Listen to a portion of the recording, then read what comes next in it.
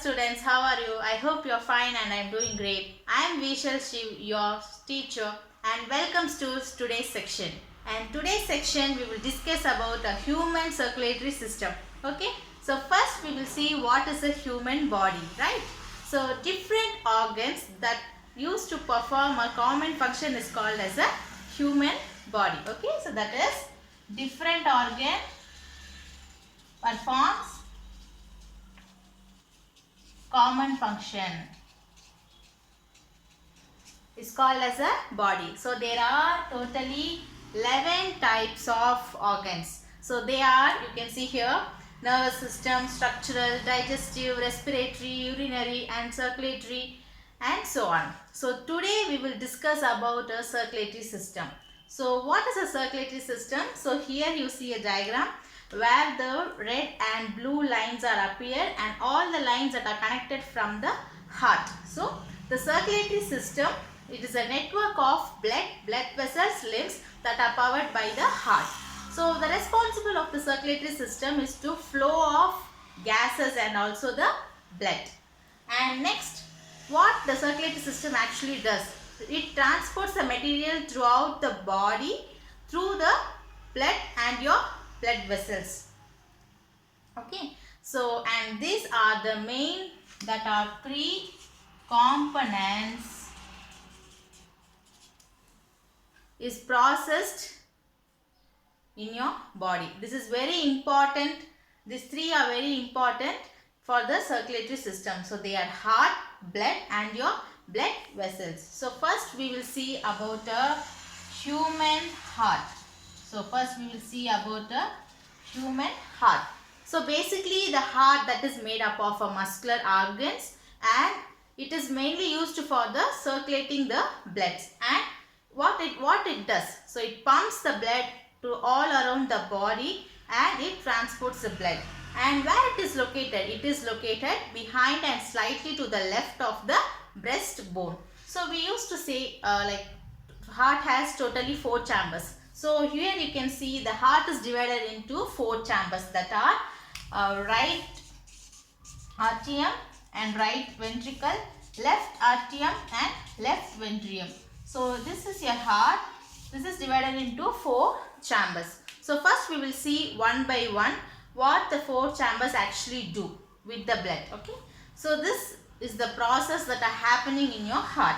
So first what happens, what the right atrium will do, it will receive blood from the veins and it pumps the blood and sends the blood to right ventricle.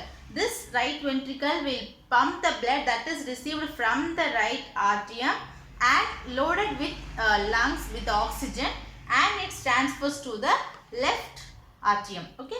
So this left atrium will receive the blood from the right ventricle. It pumps the blood again and it sends to the left ventricle. So this left ventricle is the most important, strongest chamber in the heart. Why? Because what it does, so the left ventricle will convert all the blood to oxygen rich blood and passes through all over your body. So actually it is called as creating a blood. So once all this process are over, once the sequence of contractions are over, it is called as a heart. It is called as a heartbeat. So once the sequence of operations are over, it is called as a heartbeat. Okay. So first we saw about what is about heart. Next we will see about the blood. Okay, so blood is very important factor in our body and you know the color of blood, that is red color, and the blood will be in the liquid state, right? So next what the blood does actually, the blood will circulate throughout the body with the help of the blood vessels. So you want the blood wants to flow in some direction, so it needs some kind of pathway. That the pathway is called as a blood vessels. So if it is a pathway, it is called as a blood vessels. The blood flows through the blood vessels and so next we can see why the blood is circulating. So it circulates provides oxygen and nutrients and removes the waste. So here you can see 2 types of bloods are there, that is deoxygenated blood and oxygenated blood. So this part, this right atrium and left atrium is called as a oxygen poor blood, and this left atrium and left atrium is called as a oxygen rich blood.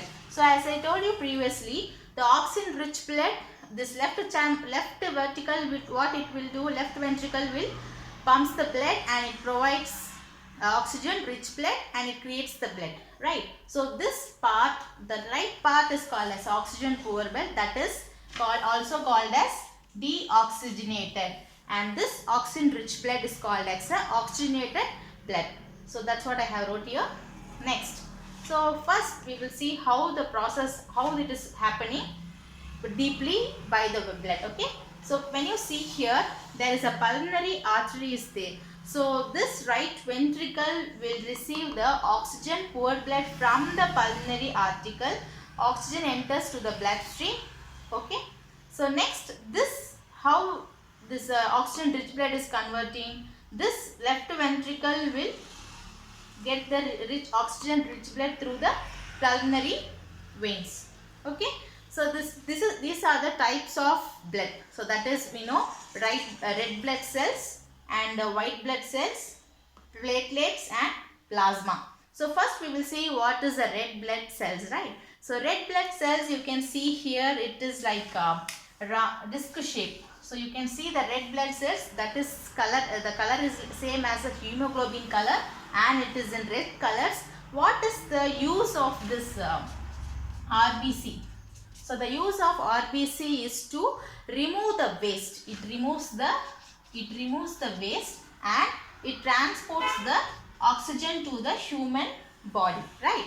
So next, these are the uses of RBC. So next, this white blood cells is very important factor in our human body. So you can see circle shaped like this.